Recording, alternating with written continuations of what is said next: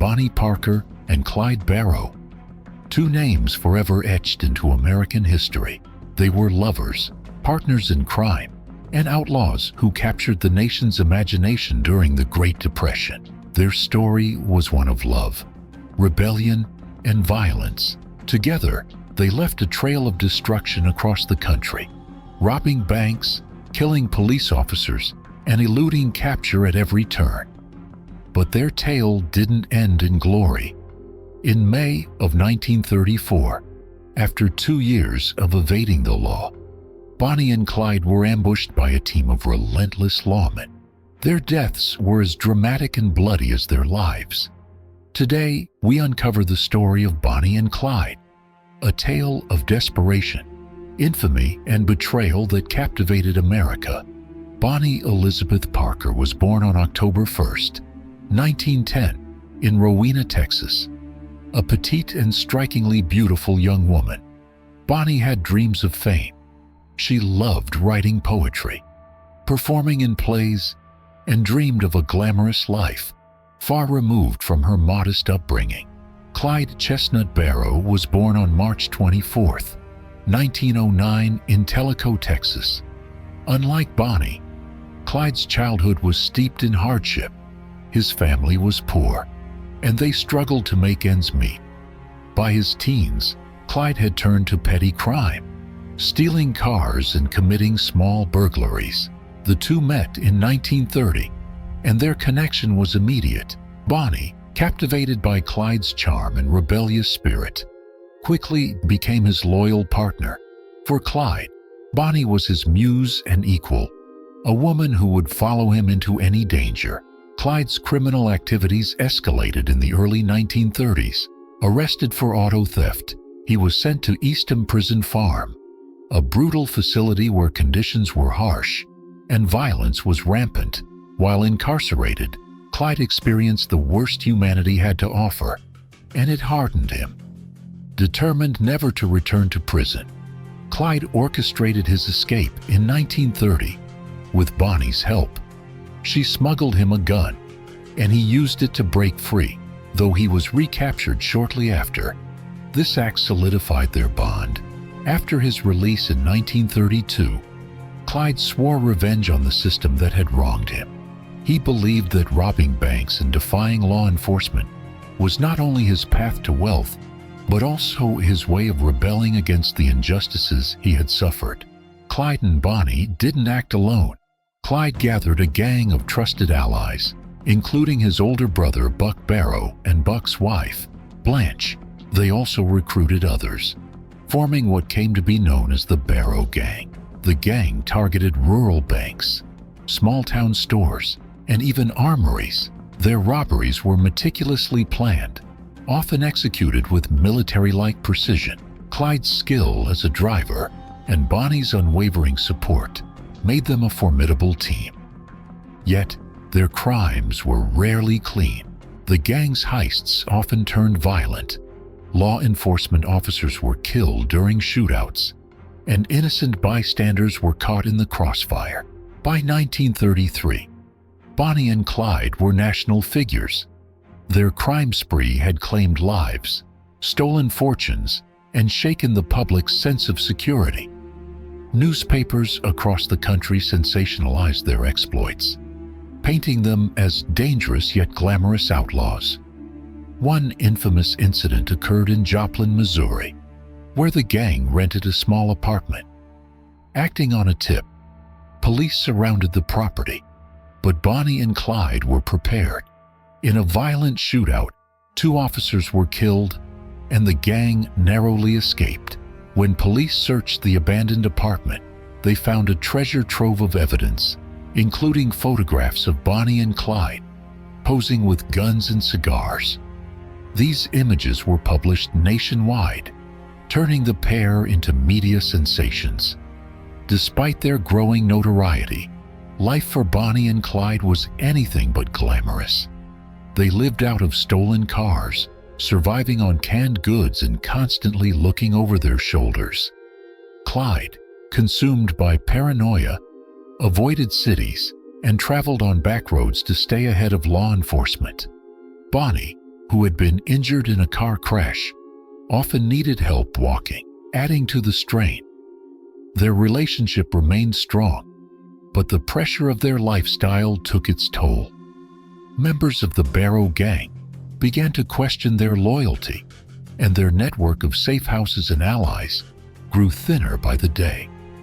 By early 1934, Bonnie and Clyde were losing ground. The police, now aided by federal resources, launched a coordinated effort to capture the pair. One of Clyde's most daring acts during this time was the raid on Eastham Prison Farm. Determined to free his former comrades, Clyde and the gang attacked the facility, killing a guard and freeing several inmates. This bold move only intensified the hunt for the Barrow Gang. Law enforcement officials viewed Clyde's attack as a direct challenge to their authority. The manhunt grew relentless, and betrayals began to mount.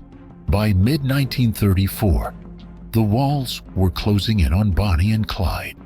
Law enforcement had intensified its efforts, coordinating across state lines to track the pair.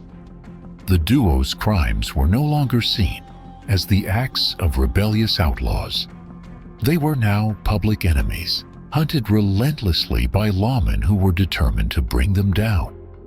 The turning point came when Henry Methvin, a member of the Barrow Gang, struck a deal with police. Methvin's father offered to help the authorities capture Bonnie and Clyde in exchange for leniency for his son. The trap was set, and the end was near. On May 23, 1934, law enforcement officers from Texas and Louisiana prepared for the ambush. Led by Texas Ranger Frank Hamer, a seasoned and unrelenting officer, the posse positioned themselves on a rural road near Gippsland, Louisiana. Clyde's penchant for back roads and predictable routes worked against him. Hamer knew that Clyde often visited Methvin's family farm, and the team planned their ambush accordingly. At dawn, the officers concealed themselves in the dense foliage along the road. They waited for hours in silence, their weapons ready. By mid-morning, Bonnie and Clyde's stolen Ford V8 appeared on the horizon. As the car approached, Methvin's father pretended to have a broken-down truck on the side of the road, acting as bait. When Clyde slowed the car, the posse opened fire. The ambush was swift and merciless. Officers unleashed a barrage of bullets, riddling the car and its occupants with over 150 rounds. Clyde was killed instantly by a shot to the head, his foot still pressing the accelerator.